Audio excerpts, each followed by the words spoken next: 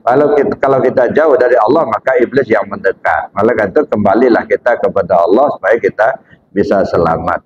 Jadi Bapak Ibu yang saya hormati, nah itulah godaan iblis ini sangat besar, dan alat-alatnya cukup hawa nafsu dunia dan setan. Tapi perjuangan melawan hawa nafsu. هل أتى على الإنسان حين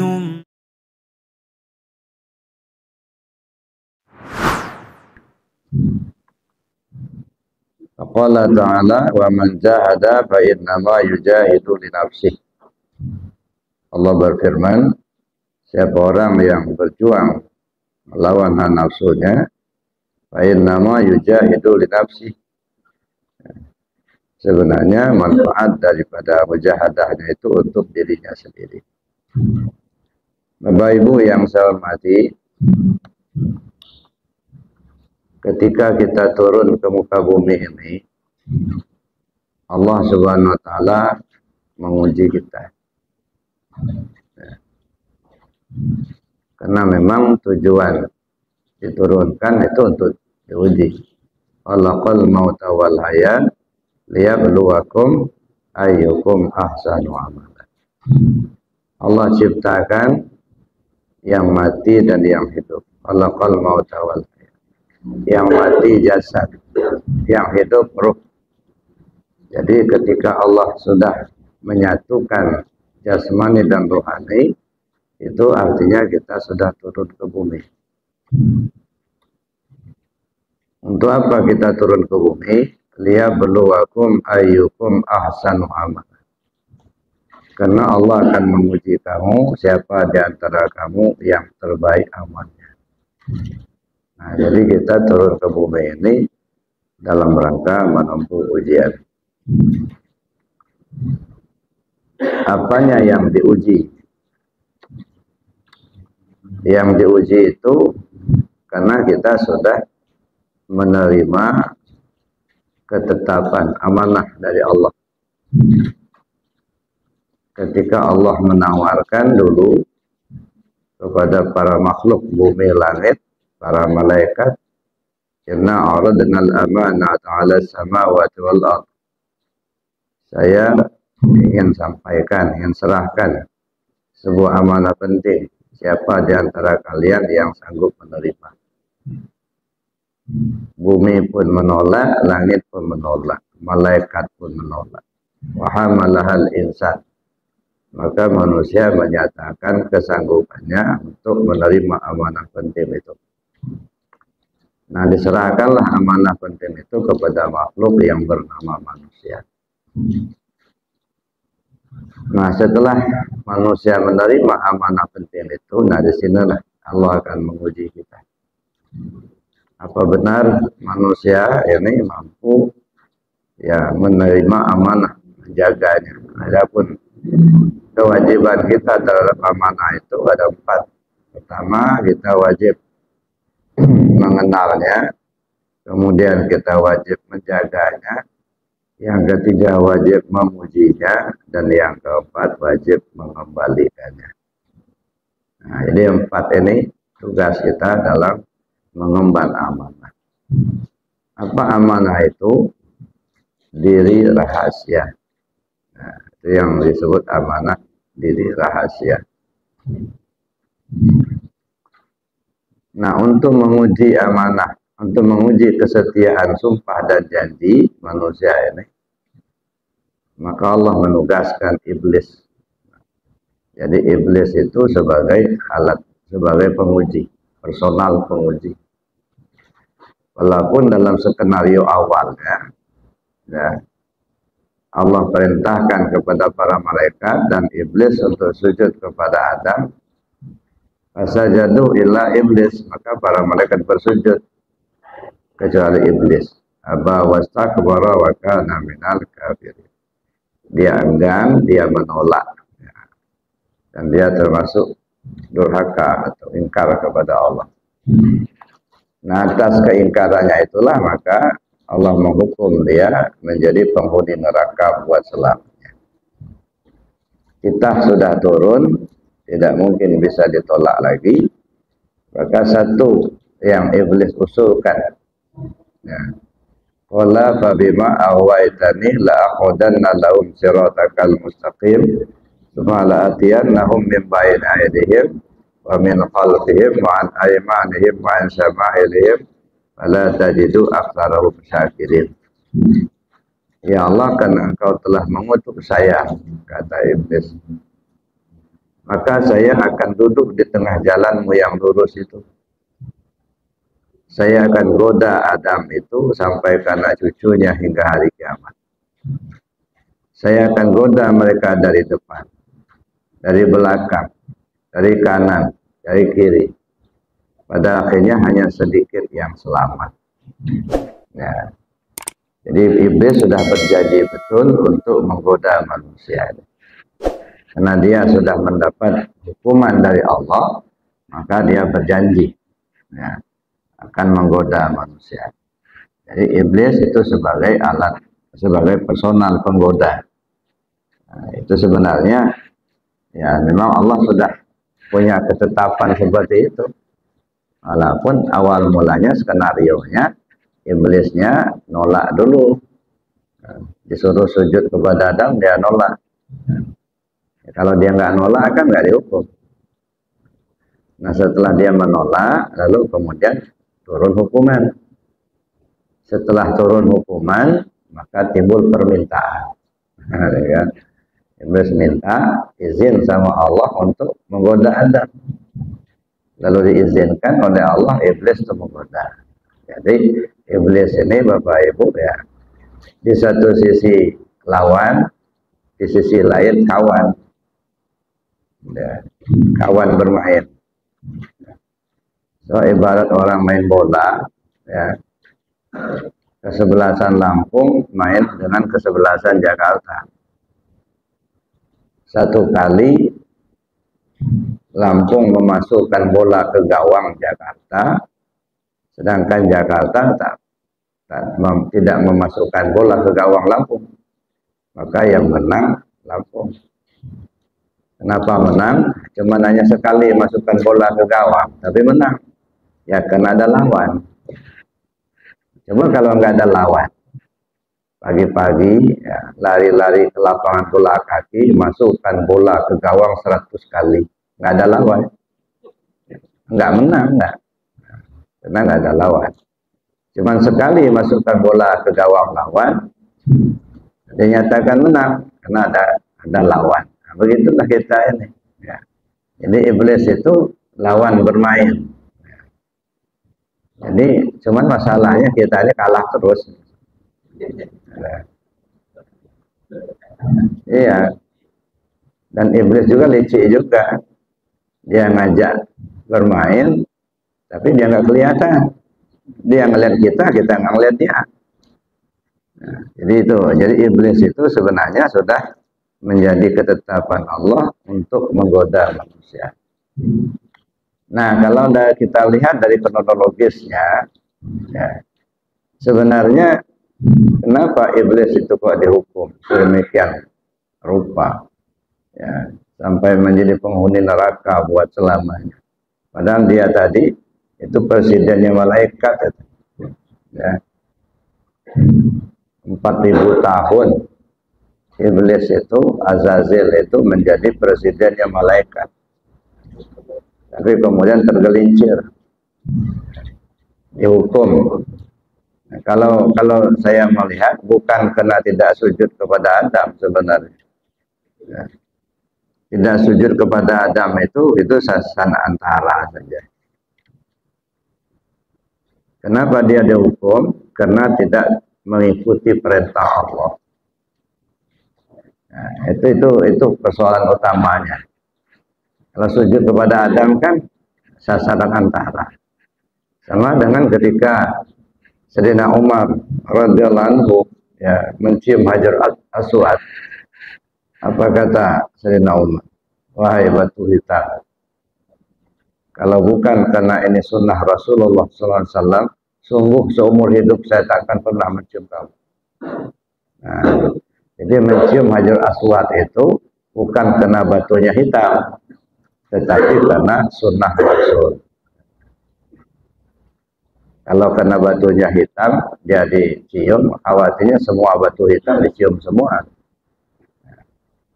Di Keru itu banyak betul batu hitam. Jadi bukan karena batunya hitam, tetapi karena sunnah Rasul. Nah, saya kira demikian juga iblis ini.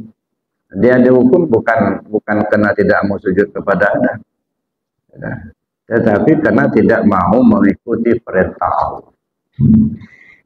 Kalau saja dia tunduk taat kepada Allah, apapun perintahnya, tidak ada pilihan lain, laksanakan. Nah, kayaknya seperti itu juga lah kita ini. Kalau kita tidak sholat karena malasnya, ya insya Allah tidak mengeluarkan kita dari agama, tidak keluar akidah. Tapi kalau tidak melaksanakan sholat karena berkeyakinan sholat itu tidak wajib, nah itu sudah keluar akidah. Nah, artinya sudah nggak percaya sama Allah lagi. Nah, kalau tidak sholat karena malasnya, nah itu masih ya ditolerir lah. Tapi kalau sudah tidak melaksanakan sholat karena sudah nggak percaya sama Allah, nanti sama dengan belis tadi. Jadi Bapak Ibu yang saya hormati, ketika iblis ini sudah ditetapkan sebagai personal penguji, maka iblis minta alat untuk menguji manusia ini. Nah, dikasih oleh Allah alat. Ada 4 alatnya: hawa, nafsu, dunia, setan. Ini 4 alat. Jadi nafsu ini termasuk alat iblis untuk menguji kita. Hawa, nafsu, dunia, setan. Di dalam Jami'ul Usul itu 226 ini disebutkan wa alam anna muqallafatan nafsi. Ketahuilah bahwa melawan hawa nafsu wa mudafa'atu muradiha dan menolak keinginannya fardu ainin wa jihadun azimun. Itu hukumnya fardu ain dan perjuangan yang besar. Wa amrun fahimun dan pekerjaan yang mulia. Jadi Bapak Ibu yang saya hormati, kalau kita ambil suatu yang tibar, pernah kita mendengar ada Nabi Musa membelah laut. Itu Nabi Musa membelah laut itu pakai tongkat. Laut dibelah, akhirnya beliau bersama tentaranya menyeberang sehingga selamat. Kisah ini sebenarnya sangat menarik untuk kita kaji. Apa sih maksudnya Nabi Musa membelah laut sehingga dia selamat? Dan kenapa dia membelah laut itu? Bapak Ibu yang saya hormati, posisi Nabi Musa bersama tentaranya itu posisi terjepit. Ya. Di belakang ada tentara Fir'aun yang akan membunuh. Di depan ada lautan luas dan dalam. Di kiri jurang, di kanan jurang. Jadi artinya posisi kejepit. Bertahan, sebentar lagi tentara akan datang membunuh. Lari ke depan, mencebur masuk laut. Ke kiri, ke kanan ada jurang. Nah, jadi kejepit. Posisi kemanapun dia mesti akan celaka. Dalam posisi terjepit itulah maka Allah perintahkan untuk memukulkan tongkatnya ke laut sehingga laut menjadi belah. Setelah laut belah menjadi jalan, lewatlah Nabi Musa bersama pengikutnya sampai di seberang menerusi jalan itu. Ya, jadi laut itu ya tidak sampai ketemu. Setelah Nabi Musa sampai di seberang bersama pengikutnya, Fir'aun mengejar, dikejar sama Fir'aun bersama tentara. Jadi Fir'aun bersama tentaranya itu sudah berada di tengah-tengah laut itu, artinya ke depan belum nyampai, ke belakang sudah jauh. Nah disitulah laut menyatu kembali, sehingga tenggelamlah Nabi Musa bersama pengikutnya. Maka Nabi Musa ya meninggalnya, matinya itu di laut, di telan laut. Kalau kita lihat cerita itu kan sepertinya mengisahkan atau memberi petunjuk kepada kita selaku hamba Allah. Nah, begitulah kondisi kita manusia ini. Tidak ubahnya seperti Nabi Musa. Di depan laut, mana laut? Dunia ini lautan. Dunia bahrun amik. Dunia itu lautan yang dalam. Kita berada di tepi laut. Alangkah banyaknya manusia yang sudah tenggelam di lautan dunia ini. Ya. Tidak tahu arah hidup, kemana arah hidup ini. Ya. Tenggelam di lautan dunia. Di belakang tentara yang akan membunuh siapa? Iblis. Iblis selalu berupaya menggoda kita manusia. Ibarat tentara Fir'aun tadi yang akan membunuh. Di kiri jurang, di kanan jurang. Hawa dan nafsu. Betapa banyak manusia yang terbunuh oleh iblis. Terbunuh di sini bukan terbunuh fisiknya, tidak melaksanakan perintah Allah, digoda oleh iblis. Apalagi kalau subuh ini kelihatan betul banyak yang terbunuh. Ya. Enggak seberapa yang masih hidup datang ke masjid. Di kiri jurang, di kanan jurang. Di kiri jurang hawa dan nafsu. Dalam posisi seperti itu, Nabi Musa alaihissalam diperintahkan Allah pukulkan tongkat ke laut. Nah, pertanyaannya, kalau kita ambil i'tibar ini, mana tongkat? Tongkat itu alat untuk berdiri. Ibarat orang tua, kalau dia tidak pakai tongkat, nggak bisa berdiri. Maka alat untuk berdiri. Dalam konteks ini, apa yang harus berdiri? Yang harus berdiri tauhid. Karena itu pokok. Tauhid harus berdiri tegak. Mana alatnya? Kalimat tauhid. La ilaha illallah. Itulah tongkatnya Nabi Musa.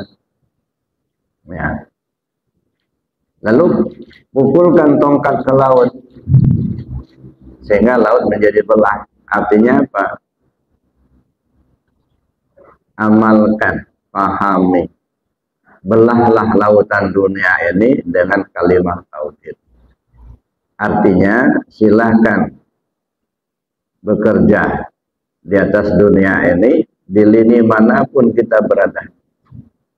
Ini membelah lautan dunia.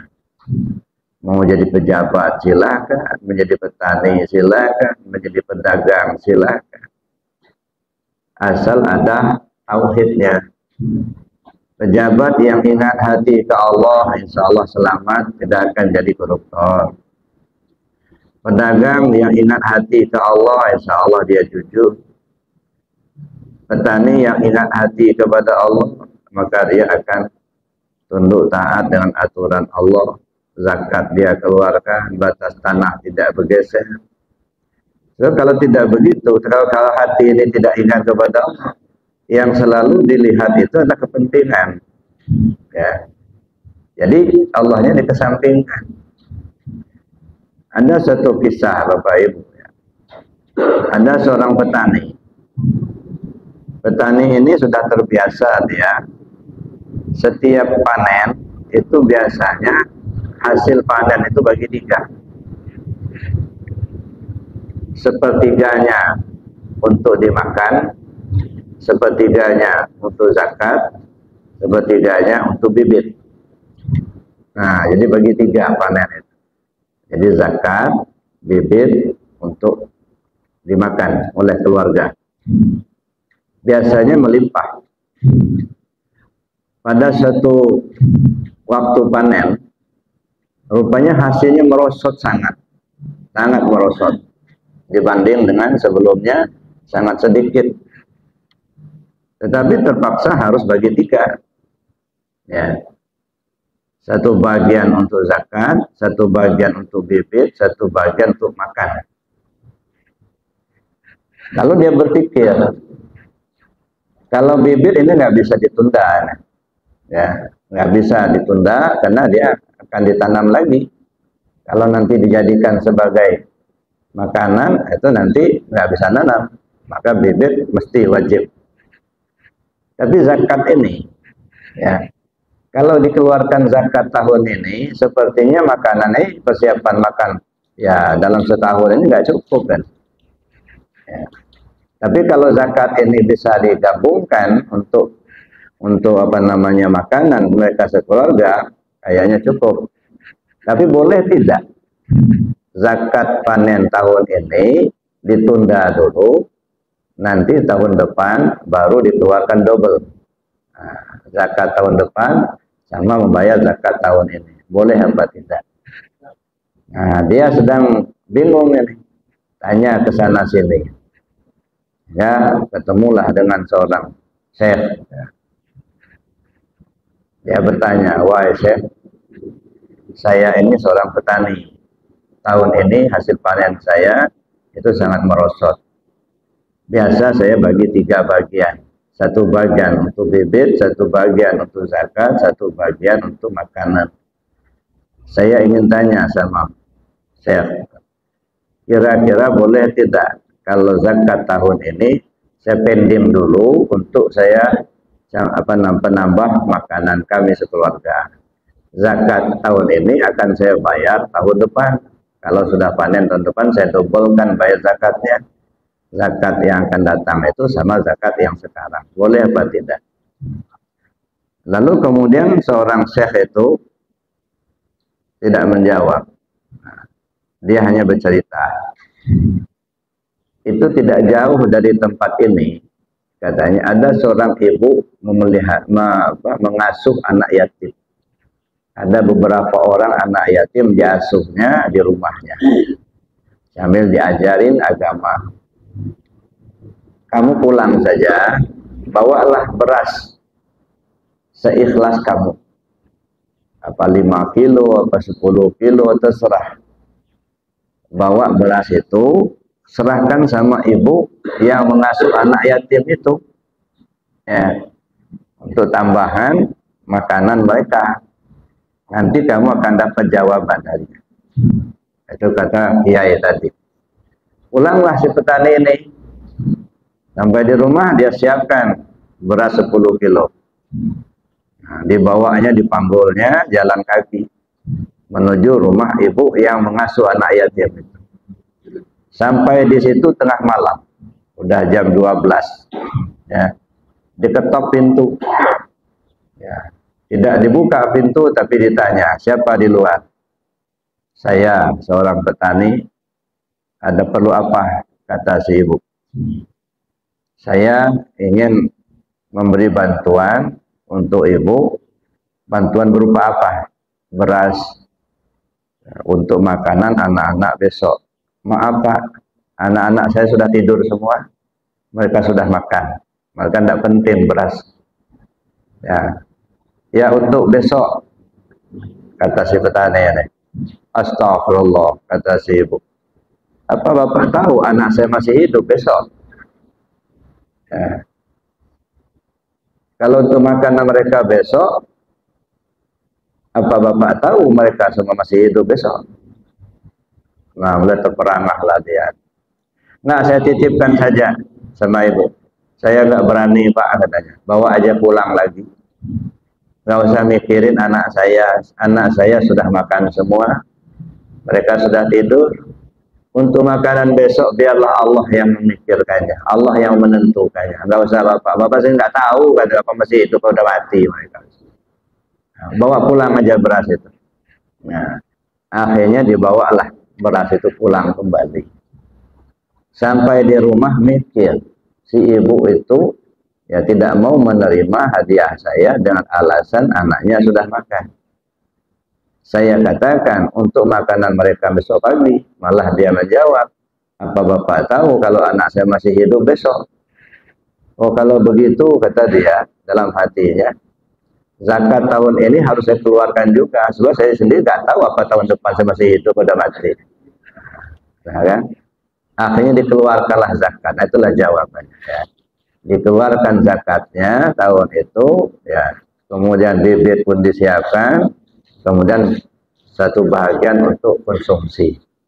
Dalalahnya, alhamdulillah, ya, ya, konsumsi walaupun hasil panennya berkurang, ya, dibanding dengan tahun sebelumnya, tapi mencukupi, ya, mencukupi dari hasil panen tahun itu. Jadi tidak berkurang. Nah, itu Bapak Ibu yang saya hormati. Ya, kalau kita perhatikan, ya, kembali kita kepada pokok persoalan tadi. Yang kadang-kadang kita mengikuti hawa nafsu kita. Yang saya katakan tadi, tidak ubahnya kita ini seperti, ya, Nabi Musa membelah lautan itu. Kita inilah sebenarnya, maka Al-Quran itu sebagai petunjuk. Ya. Silakan kita jalani kehidupan di atas dunia ini, tapi jangan lupa harus berdiri di poros ketuhanan. Ya, belahlah lautan dunia ini dengan tongkat alat untuk berdiri. Yang berdiri tauhid, alatnya kalimat tauhid, la ilaha illallah. Nah, itu Bapak Ibu yang saya hormati. Ya. Lalu kemudian, ya, iblis itu ditugaskan oleh Allah untuk menggoda manusia ini, yang alatnya tadi hawa, nafsu, dunia, setan. Yang kata kita hawa pantang kelintasan, nafsu pantang kerendahan. Alangkah banyak manusia yang tenggelam di lautan dunia karena hawa nafsunya sendiri. Ya. Karena hawa nafsunya, maka segalanya lupa. Ya, lupa kepada Allah. Yang dikejar hanya dunia saja, ya, hawa dan nafsu. Nah, disinilah pentingnya kita meningkatkan martabat nafsu kita. Kenapa? Karena nafsu kita ini ada tujuh tingkatan. Ada nafsu amarah, ada nafsu lawamah, ada nafsu mulhamah, ada nafsu mutmainnah, ada radiyah, mardiyah, kamaliyah. Jadi 7 tingkatan nafsu. Nah, jadi yang diuji kita apa? Kemampuan kita untuk meningkatkan martabat nafsu itu. Sebab masing-masing tingkatan nafsu itu punya keinginan yang berbeda. Nah, keinginan itulah hawa. Di tingkat amarah itu keinginannya beda. Jadi keinginan nafsu di tingkat amarah itu selalu jelek. Ya. Tidak mau ibadah, kerjanya maling, membuli orang, nyalah-nyalahin orang terus. Pokoknya gudang dosa lah. Ya, nafsu amarah itu. Maka perlu kita tingkatkan kelasnya supaya agak terdidik dikit lah. Jadi terpelajar nafsunya. Nah, dengan kita melaksanakan riyadhah, dengan kita melaksanakan zikir, dengan kita pahamin kajian ketuhanan, sedikit demi sedikit meningkat. Nah, dari amarah kepada lawamah. Nah, kalau sudah lawamah, ini keinginannya beda lagi. Ya. Kalau lawamah itu sudah ada kebaikan tapi tidak bisa bertahan atau belum bisa bertahan. Ya, rajin sholatnya satu waktu, kadang-kadang timbul kemalasan, nggak sholat lagi. Kadang-kadang kepingin rajin bersedekah, tapi kadang-kadang juga nggak mau bersedekah. Jadi kebaikannya sudah ada tapi tidak bisa bertahan. Nah, ini di kelas lawamah. Nah, jadi keinginannya agak berbeda dengan amarah. Lalu kita tingkatkan lagi dengan kita mengkaji ilmu ketuhanan. Lalu kemudian kita berzikir, banyak ibadah, banyak riyadhah, banyak latihan, ujian. Baik ujian yang diberi Allah secara langsung maupun secara tidak langsung. Ya. Akhirnya meningkat menjadi mulhamah. Kalau sudah mulhamah, ini tingkat ketiga, itu sudah ada pembimbing, ya, sudah ada malaikat khusus yang ditugaskan oleh Allah untuk membimbing. Begitu ada kemauan dia mau melaksanakan kejahatan, nah, ditegur, jangan. Bimbingan itu berupa alarm. Ada pikiran kita, jangan-jangan gimana kalau begini, gimana kalau begini. Rasa takut timbul, akhirnya nggak jadi. Kadang-kadang bimbingan itu ya berupa alam. Misalnya ada orang yang kepingin betul untuk maling, tiba-tiba hujan lebat, nggak jadi berangkat. Jadi ada ya malaikat khusus yang ditugaskan Allah untuk membimbing, ya, sehingga di dalam dirinya seolah terdapat alarm. Ketika dia akan melakukan perbuatan jahat, alarmnya bunyi, nah, sehingga nggak jadi. Nah, keinginan juga berbeda. Nah, dengan kita meningkatkan zikir, ya, kita tekuni ibadah, lalu kita kaji ilmu ketuhanan lebih dalam lagi, sehingga meningkatlah kelasnya menjadi mutmainnah. Nah, kalau sudah mutmainnah, ini sudah timbul ketenangan. Ya, ada masalah, tenang. Sehingga orang lain melihatnya tenang terus, kayak nggak ada masalah itu. Nah, timbul ketenangan jiwa. Ya. Nah, Bapak Ibu yang saya hormati, nah ini tingkat ketenangan ini sudah mulai. Kalau sebagian orang ya mengatakan ini pintu kewalian, sudah mulai ada ketenangan. Ala bizikrillah tatma'innul qulub. Bahkan ini ditengarai sebagai terminal, sebagai terminal yang dari atas turun ke mutmainnah, yang dari bawah ya sampai ke mutmainnah sebelum dia lanjut. Nah, ini terminal. Makanya yang ada di mutmainnah itu yang diseru oleh Allah, ya ayyatuhan nafsul mutmainnah irji'i ila rabbiki radiyatan mardiyah fadkhuli fi ibadi wa dkhuli jannati. Jadi sudah ada ketenangan. Wahai jiwa yang tenang, kembalilah kau ke Tuhan. Ya. Nah, ketika kita kembali kepada Allah, irji ila rabbiki radiyatan mardiyah fadkhuli fi ibadi, masuklah kamu ke dalam komunitas hamba-hambaku. Nah, maka jangan heran kalau Bapak Ibu ya belajar zikir, belajar tasawuf, belajar tarekat, gitu kan. Ya. Tiba-tiba kok ada orang benci, gitu. Ya. Padahal selama ini akrab, ya, dapat dikatakan kawan akrab lah. Begitu mereka tahu kita masuk tarekat, kita masuk zikir, mulai dikucilkan. Ya, kalau penceramah nggak dijadwal lagi, gitu. Ada ya. Tapi nggak usah khawatir, nggak usah takut. Itulah salah satu bentuk Allah menjaga kita. Karena kalau kita masih bergabung dengan orang-orang yang tidak satu frekuensi, khawatir kita juga akan terbawa serta. Sedangkan keyakinan kita belum kuat. Nah, maka dijaga. Ini salah satu bentuk fadkhuli fi ibadi. Masuklah kamu ke dalam golongan hamba-hambaku. Jadi masuk dalam satu frekuensi. Yang hatinya muka Allah gabung, yang hatinya senang zikir gabung, dia nggak senang bisa sendiri. Ya. Itu salah satu bentuk bahwa Allah lagi menjaga kita. Ya. Bapak Ibu yang saya hormati, itu diantaranya.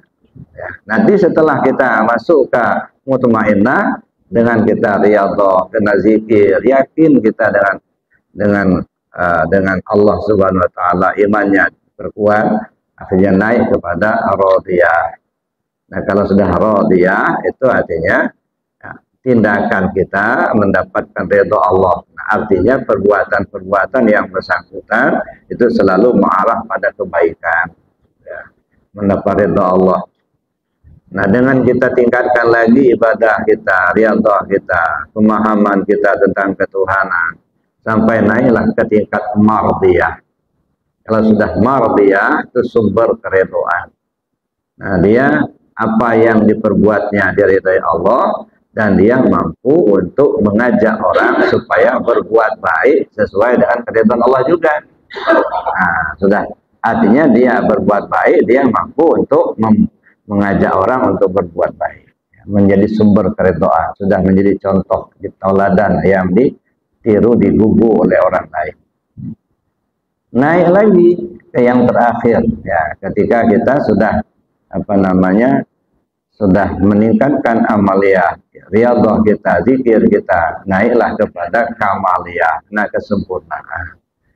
Nah, kalau sudah sampai ke kamaliyah, sempurna pendidikan nafsunya, sehingga puncaknya kembalilah kepada Allah. Jadi Bapak Ibu yang saya hormati itu, jadi kita meningkatkan martabat nafsu ini satu ujian.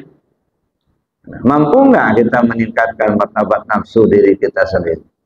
Nah, setelah kita meningkatkan martabat nafsu kita, mampu nggak kita untuk menghadapi cobaan melalui keinginan dari nafsu pada tingkatnya masing-masing? Nah, ketika kita masih berada tingkat amarah, kan keinginannya banyak. Mampu nggak kita menghadapi itu? Itu satu ujian. Nah, kemudian mampu nggak kita meningkatkan ke martabat berikutnya? Di martabat berikutnya ini ada juga keinginan. Jadi dua ujian. Uji untuk meningkatkan martabat nafsunya, diuji dengan menghadapi godaan dari keinginan-keinginan dari nafsu itu sendiri. Maka disebut hawa dan nafsu. Ya. Banyak manusia yang tenggelam di hawa dan nafsu ini. Makanya itu yang sebagai alat uji kita. Itu yang kedua. Yang pertama hawa, yang kedua nafsu. Yang ketiga dunia. Ini juga menjadi alat uji iblis. Yang ujinya iblis, tetapi sebagai alat ujinya itu diantaranya dunia. Apa itu dunia? Yang nyata, ya, duit, jabatan, yang sifatnya duniawi lah, yang sifatnya nyata. Ya, ada orang tenggelam di usahanya, ada tenggelam di jabatannya. Ya. Nah, sebab kadang-kadang kan aura dari jabatan itu panas, Pak. Ya. Kalau sudah jabatan ini, gimana caranya naik lagi? Gimana pun caranya supaya naik. Nah, kalau sudah dapat, gimana cara supaya naik lagi? Ya. Mau nyogok lah, yang penting bisa naik. Nah, ini orang yang tenggelam di hawa nafsu tadi. Ya. Jadi kalau kita tidak mampu untuk mengendalikan, ya bisa saja terseret oleh hawa nafsu kita sendiri. Ya. Nah, semakin tinggi jabatannya, maka keinginannya semakin banyak. Nah, keinginan semakin banyak, khayalan semakin tinggi. Khayalan semakin tinggi, akhirnya itu tenggelam di lautan dunia. Buta mata. Makanya kata Nabi SAW, jumudul aini min qaswatil qulub. Ya, gelap mata, kenapa? Karena hati keras. Nah, nggak jelas lagi mana barang orang, mana barang kita. Mana yang bansos, mana yang gaji, nggak jelas lagi. Nah, punya orang, punya kita juga, gelap mata. Kenapa gelap? Karena hati terlalu keras. Mengapa hati itu keras? Wa qaswatul qulub min kasratiz dzunub. Karena dosa terlalu banyak. Kenapa dosa banyak? Min nisyanil maut, karena lupa akan mati. Kenapa lupa akan mati? Wa nisyanul maut min tulil amal, terlalu panjang angan-angan. Ya, sehingga lupa mati. Kalau sudah begini gimana dapat gitu? Ya, ingin satu dapat dua. Ya. Sudah dapat dua, kepingin tiga. Begitulah kata Nabi. Manusia ini kalau dikasih satu lembah daripada emas, dia akan minta lembah yang kedua. Dikasih yang kedua, minta yang ketiga. Begitulah seterusnya. Hatta zurtumul maqabir. Sampai dibenamkan di liang kubur. Jadi Bapak Ibu yang saya hormati, itulah tenggelam di lautan dunia dan diseret oleh hawa nafsu kita sendiri. Nauzubillah. Nah, kenapa orang lupa akan mati? Ya, karena panjang angan-angan. Kenapa panjang angan-angan? Wa tulul amal min hubbid dunia. Panjang angan-angan terlalu cinta sama dunia. Ya, wa hubbud dunia ra'su kulli khati'ah. Cinta dunia pangkal semua kejahatan. Cobalah perhatikan, kejahatan apapun yang terjadi itu berawal daripada hubbud dunia. Ya, ada yang pecah keluarga karena hubud dunia, ya, mungkin kena warisan, mungkin kena bagian nggak dapat, akhirnya pecah. Ada yang berantem satu orang dengan satu orang yang lain karena hubud dunia, gara-gara hutang nggak dibayar misalnya. Ya. Begitu juga berperang antar negara, hubud dunia. Jadi semuanya itu adalah berpangkal dari hubud dunia tadi. Itu dikendalikan oleh iblis tadi. Jadi Bapak Ibu yang saya hormati, itu alat iblis dunia. Nah yang terakhir alatnya itu setan. Saya nggak tahu Bapak Ibu sudah pernah ketemu setan belum? Nah, setan itu apa? Kalau setan itu futwa, wujud rayu, maka setan itu tidak punya personal khusus. Kalau malaikat ada personnya, manusia ada personalnya. Iblis ada personalnya, jin ada personalnya.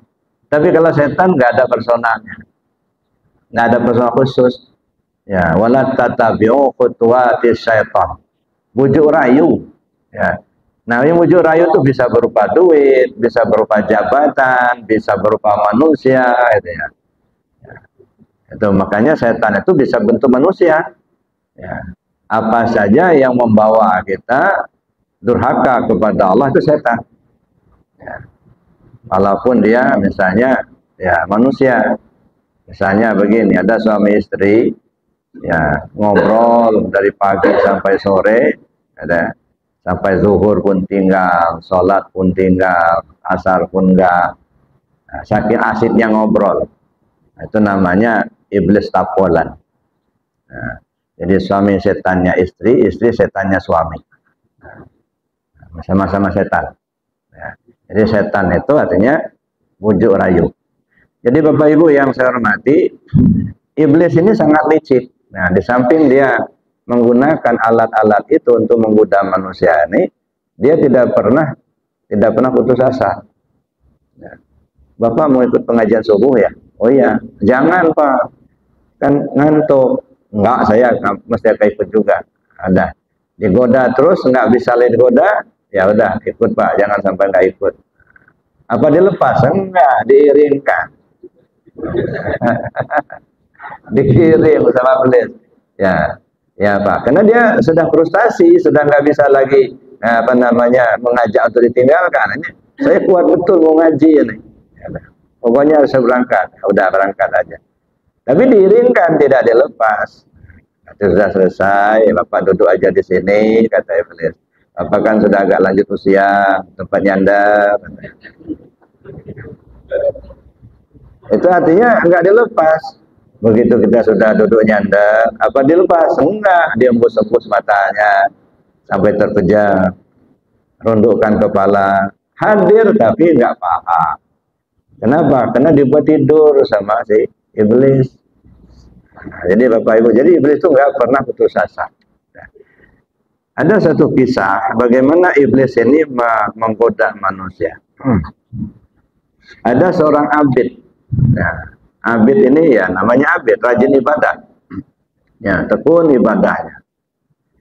Jadi pada suatu ketika iblis itu bersilaturahim lah sama si abid itu, menyamar sebagai seorang manusia. Lalu kemudian ditunggunya si abid ini. Ya. Nah, dia juga pakai jubah. Iblis tadi menyamar sebagai manusia, pakai jubah, pakai igal. Duduk dia. Nah, dekat si abid itu lagi zikir. Yang namanya manusia, ya ada saatnya dia kelaparan makan, ada saatnya ngantuk istirahat tidur. Nah si iblis ini enggak, ya duduk aja terus di situ, kayak zikir terus ya. Sehingga si abid ini tanda tanya, kawan katanya, ya, saya lihat kamu dari kemarin nggak pernah beranjak, dari duduk zikir terus. Apa sih resepnya? Oh saya dulu kan pernah bikin dosa dulu, maka saya enak taubatnya. Nah, saya pengen dosa dulu, jadi saya nyesal betul, kata iblis. Nyesal betul, saya bertobat, maka nikmat saya taubat. Jadi kalau kamu mau nikmat taubat, bikinlah dosa agak sedikit. Kata iblis tadi. Apa dosanya? Kan dosa kan nggak boleh. Nah, kalau banyak nggak boleh, dikit nggak apa-apa. Nah keluarlah isi iblis tadi, dibawanya lah perempuan cantik satu. Nah ini zinailah perempuan ini. Nanti kalau kamu sudah berzina dengan perempuan ini, kau kan sudah berdosa. Nikmat taubatnya. Ya, sampai-sampai ibadahnya juga nikmat katanya. Oh jangan, kata si abid ini. Ini dosa besar, nggak boleh. Nah diajak-ajak nggak mau juga, bertahan si abid. Ini dosa besar. Jadi nggak mau, nggak. Sudah katanya. Okelah dia bawa perempuan, Mbak nggak jadi Mbak, balik aja. Balik. Besoknya datang lagi si iblis tadi. Bawa bayi, anak kecil, dibawanya pisau, digendong bayi sama disodorkan pisau.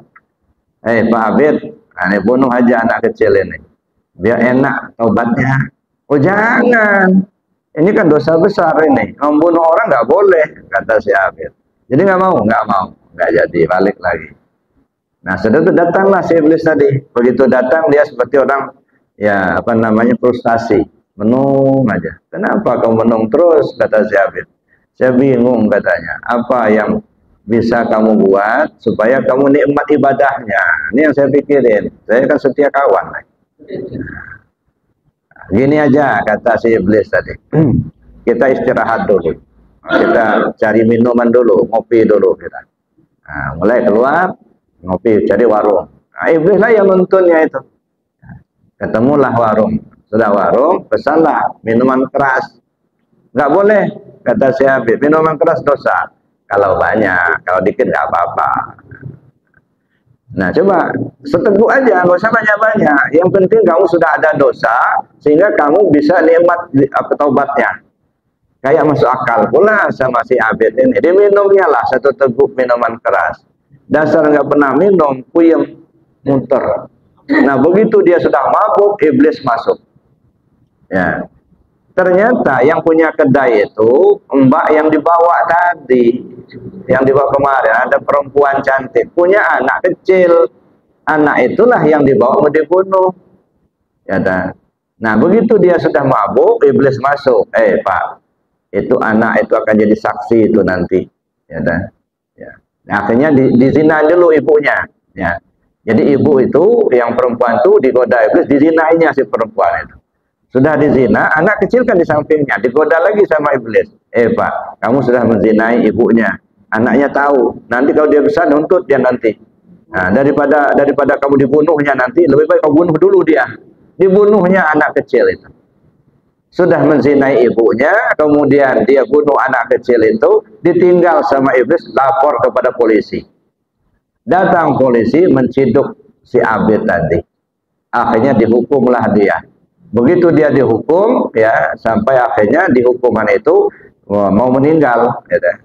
Begitu dia sudah ngapan mau meninggal, mau mati, menghadaplah iblis tadi. Nggak ada yang bantu kamu selain saya. Mau saya bantu kamu? Ya, kata. Ngangguk dia mati. Betul sama iblis jadinya. Nah, jadi itu Bapak Ibu yang saya hormati, hati-hati. Jadi iblis itu sangat licik sekali. Jadi oleh karena itu, walaupun terasa kita sudah rajin ibadah, belum tentu kita aman dari godaan iblis. Ya. Bagaimana cara supaya agak aman kita digoda iblis? Berlindunglah kepada Allah. Ya, ibarat kita ada orang gila bawa senapan, terototnya semua orang yang ketemu ditembaknya. Gimana supaya tidak kena pelurunya? Nah, gimana caranya supaya tidak kena peluru? Ini ada orang gila nih. Masuk masjid, ditembaknya semua. Gimana cara supaya tidak kena peluru? Berdiri di pangkal bedil. Ya. Kalau kita berdiri di ujung bedil, walaupun tiarap, nyumput, dikejarnya, ditembaknya itu. Ya. Kenapa? Karena kita berada di ujung bedil. Nah, supaya tidak kena pelurunya, berdiri di pangkal bedil. Ya, peluklah si orang yang nembak itu tadi. Trototlah keluar peluru. Kenapa kan kena kan? Nah, artinya berlindung kepada Allah itu bukan mengucap a'udzubillahi minasyaitonirrajim, kembali ke Allah. So iblis itu tidak pernah takut dengan manusia. Iblis itu hanya takutnya ke Allah saja. Nah, kalau manusianya ini dekat dengan Allah, maka iblisnya menjauh. Nah, menjauhnya itu tidak takut sama Allah. Tapi kalau manusianya jauh dari Allah, nah iblisnya yang mendekat. Jadi kalau kita dekat dengan Allah, maka iblis yang menjauh. Kalau kita jauh dari Allah, maka iblis yang mendekat. Maka itu kembalilah kita kepada Allah supaya kita bisa selamat. Jadi Bapak Ibu yang saya hormati, nah itulah godaan iblis ini sangat besar, dan alat-alatnya cukup hawa nafsu dunia dan setan. Tapi perjuangan melawan hawa nafsu merupakan perjuangan yang mulia. Oleh karena itu Bapak Ibu yang saya hormati, kita mudah-mudahan kita mendapat perlindungan daripada Allah Subhanahu wa taala. Amin Allahumma amin. Ya, saya kira demikian untuk materinya. Mungkin bisa kita kembangkan dalam diskusi. Sementara saya akhiri dulu. Assalamualaikum warahmatullahi wabarakatuh.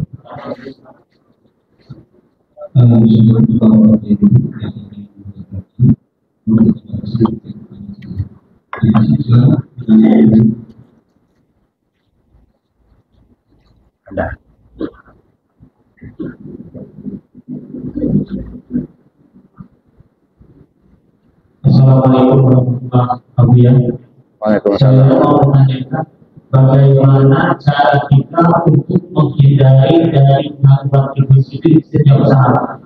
Demikian. Wassalamualaikum warahmatullahi wabarakatuh. Waalaikumsalam. Berlindung kepada Allah. Caranya bagaimana cara menghindar dari godaan iblis itu setiap saat. Wadzkur rabbaka fin nafsik tadarruan wa khifatan wa dunal jahri minal qawli bil ghudwi wal asal wa la takun minal ghafilin. Sebut nama Tuhanmu melalui hatimu dengan rasa rendah diri, rasa takut kepada Allah tanpa bersuara, baik di pagi hari, di sore hari, siang, malam, sehat, sakit, lapang, sempit, di darat, di laut, di udara, di mana saja, kapan saja.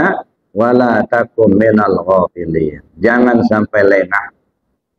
Terus menerus ingat hati ke Allah.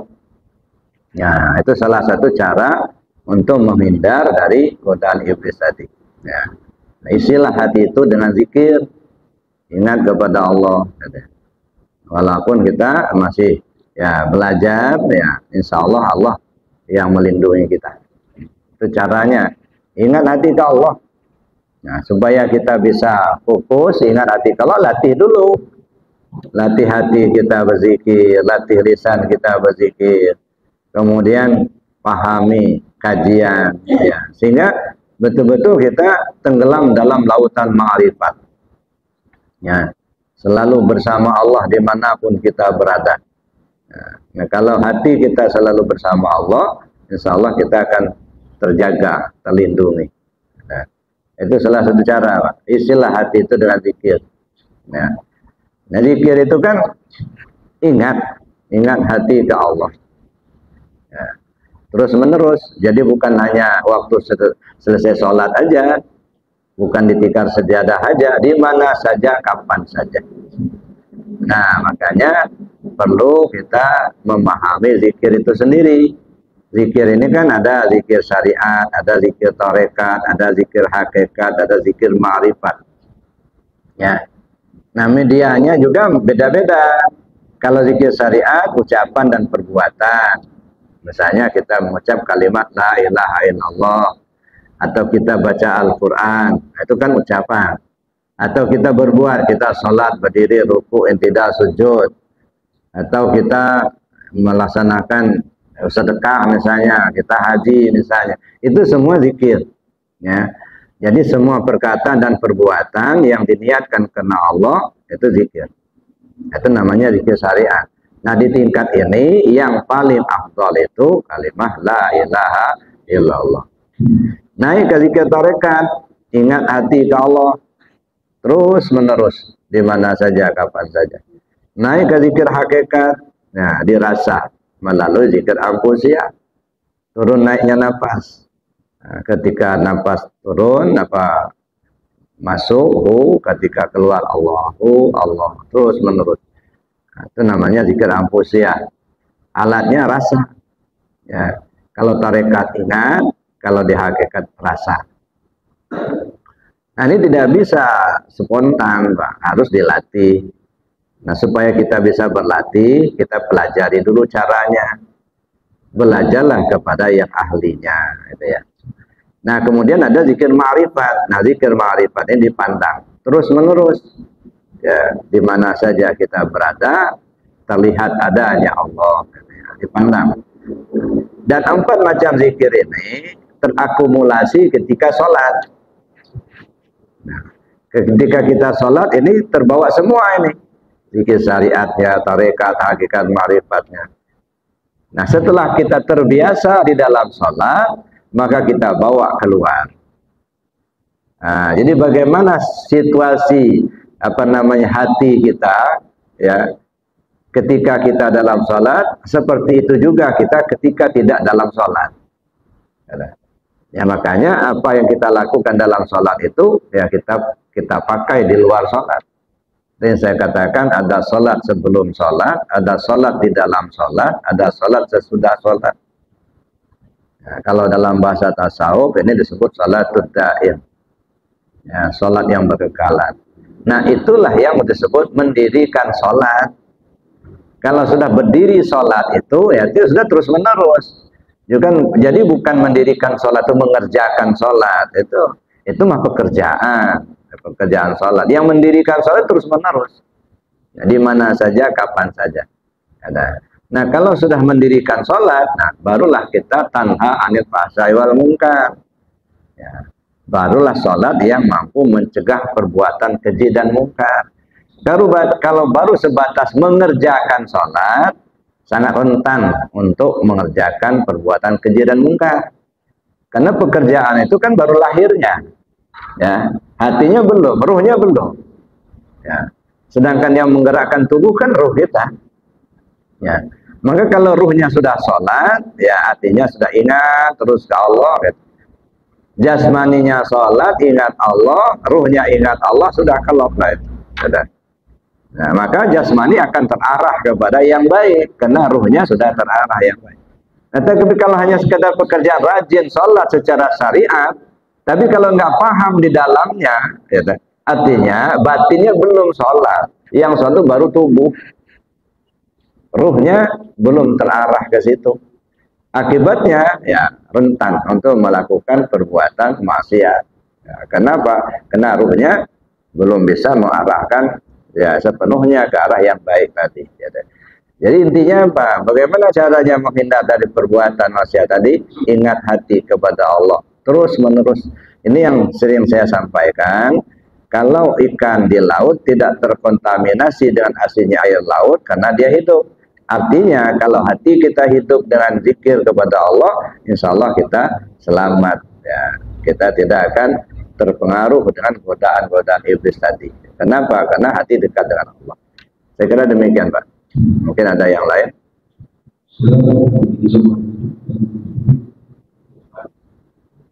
Ya.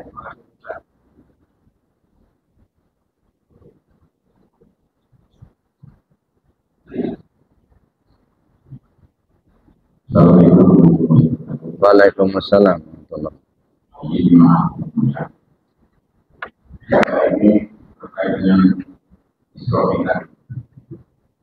Jadi ada yang namanya sesat. Tolong jelaskan dulu. Yang sidratil muntaha itu, saya itu setiap minggu saya kesana sebenarnya. Saya kan jelaskannya.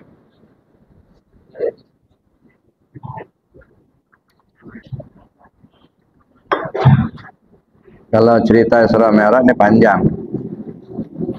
Ya, tapi sekedarnya saja berapa waktu yang lalu pernah saya sampaikan Isra Mi'raj dalam pandangan syariat, dalam pandangan tarekat, dalam pandangan hakikat dan ma'rifat.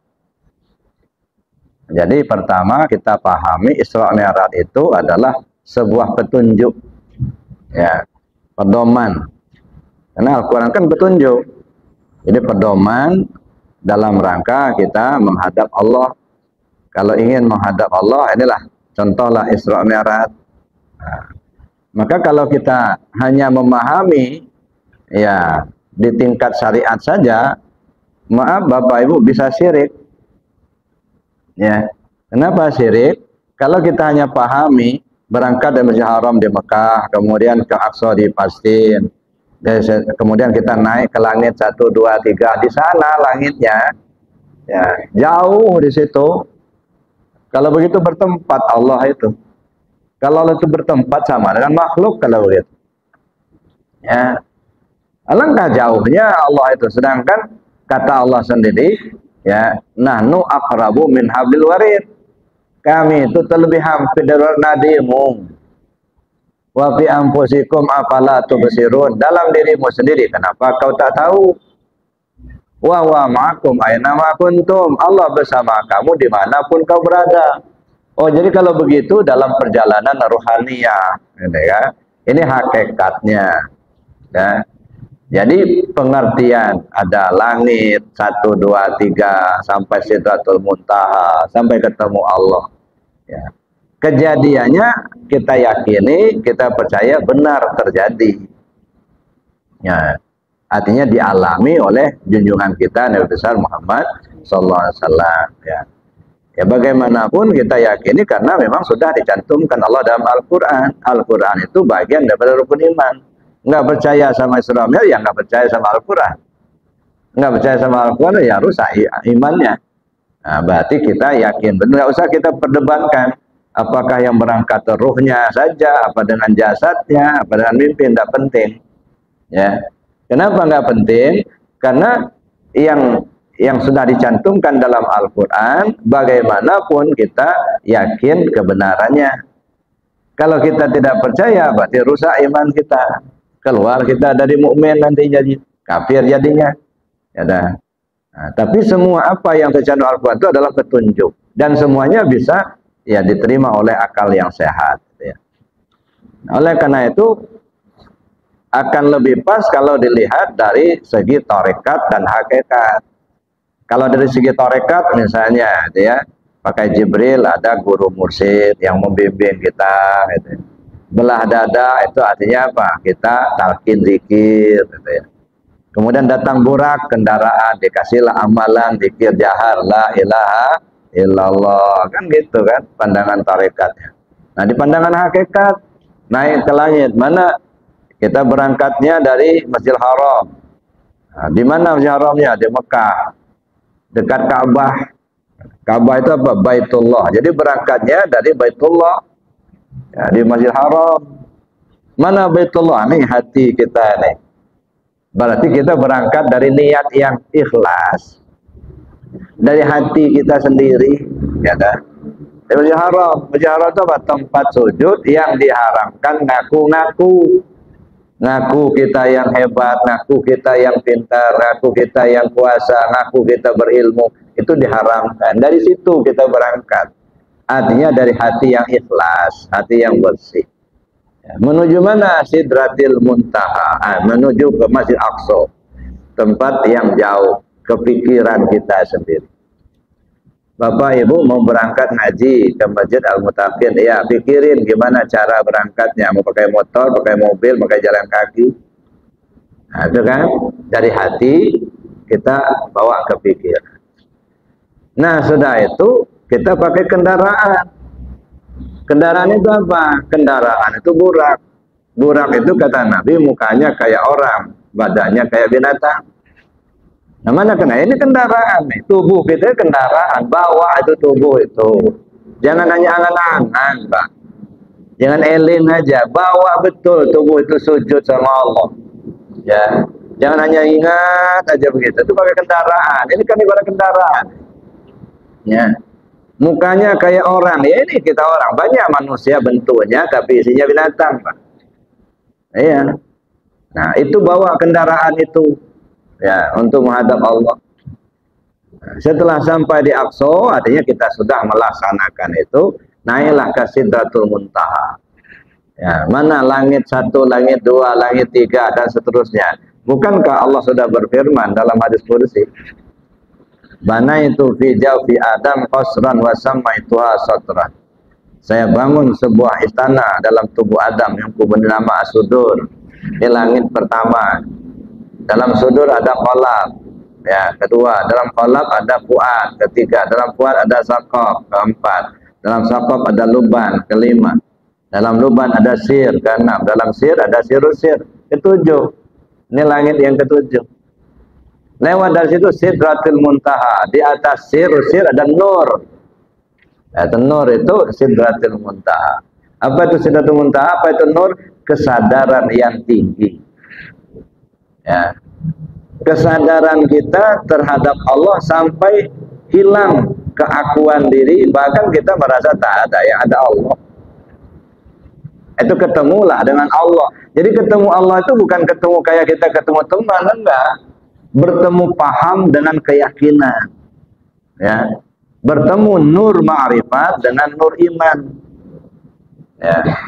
Kalau nur iman membuat kita rajin beribadah, kalau nur ma'rifat paham kita setiap apa yang kita pandang. Ya.